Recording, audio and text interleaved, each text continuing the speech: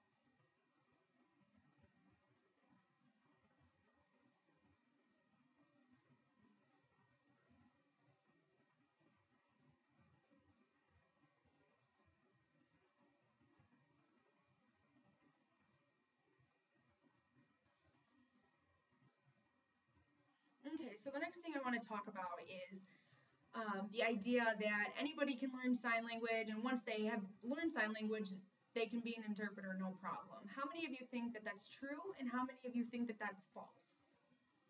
Okay, so about half and half. There's about 10 of you think it's true, 12 of you think false.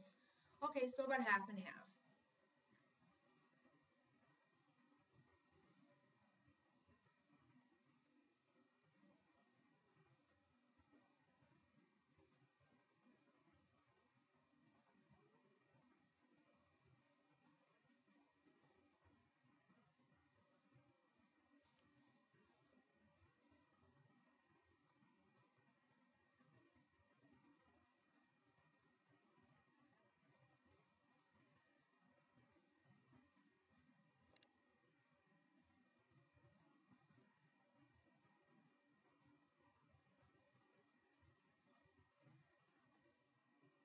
So actually, the answer is false. You can't just learn sign language and then become an interpreter. There's much more involved in interpreting. You can learn the language and be able to communicate, but becoming an interpreter really means learning the linguistics of the language, involving yourself in the culture. It's really expanding from just learning ASL. You really have to know a lot more about the language and the culture and where it came from and the linguistics of it. So just learning sign language does not mean that you can go out into the community and interpret. That would be false.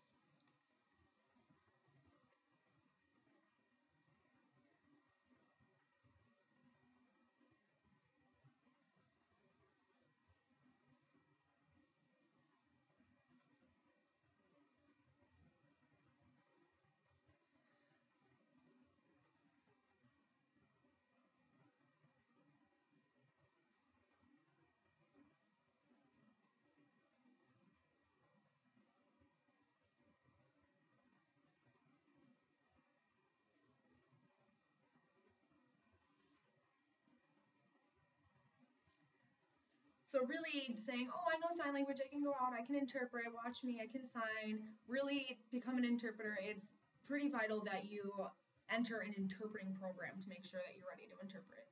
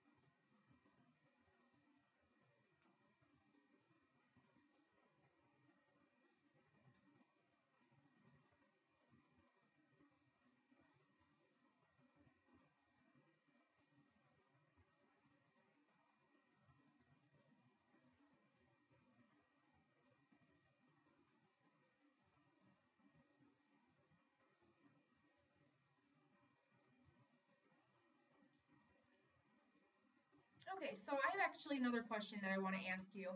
How many of you think that if you see somebody with a hearing aid, you think, oh, they can hear me, they'll be able to understand my speech, no problem. How many of you think that's true, and how many of you think that's false? Just go ahead and put your hands up.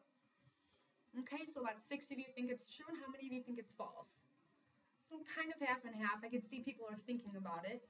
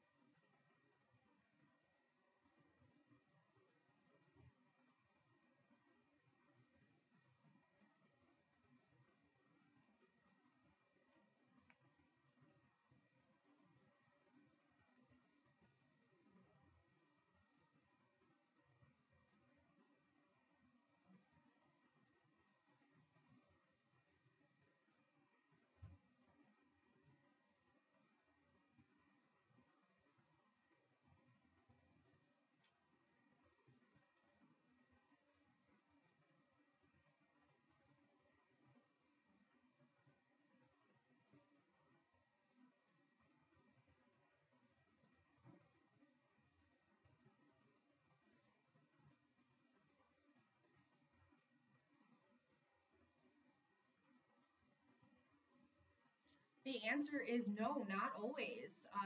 Definitely not always. So that answer would be false. False.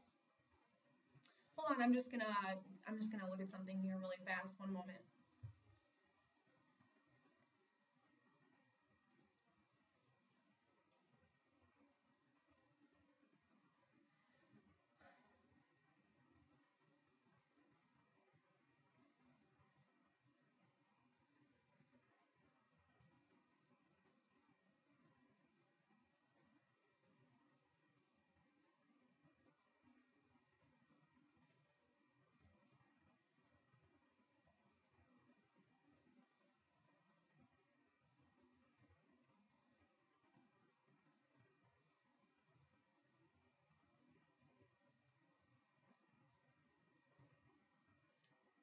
I'm gonna kind of help you answer this question by categorizing the deaf community with three basic groups. The first group would be deaf, capital D, deaf.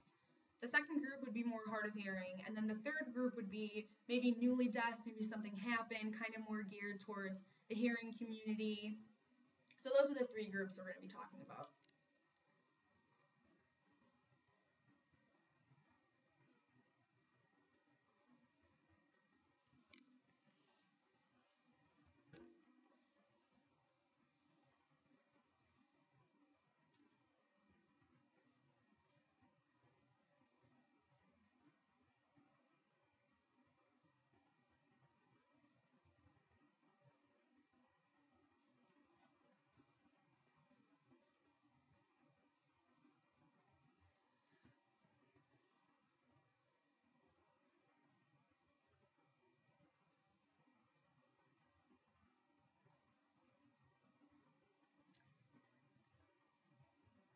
So that first group, the group being strong deaf people, those are the deaf people that are really involved in the deaf community. They go to deaf institutions. They've been deaf their entire life. Maybe it was passed down. That it's hereditary. Possibly they got sick as a young infant, and that caused their deafness. So really, there's many different reasons, but that's the group that's really strong deaf community involved with deaf people. That's the first group.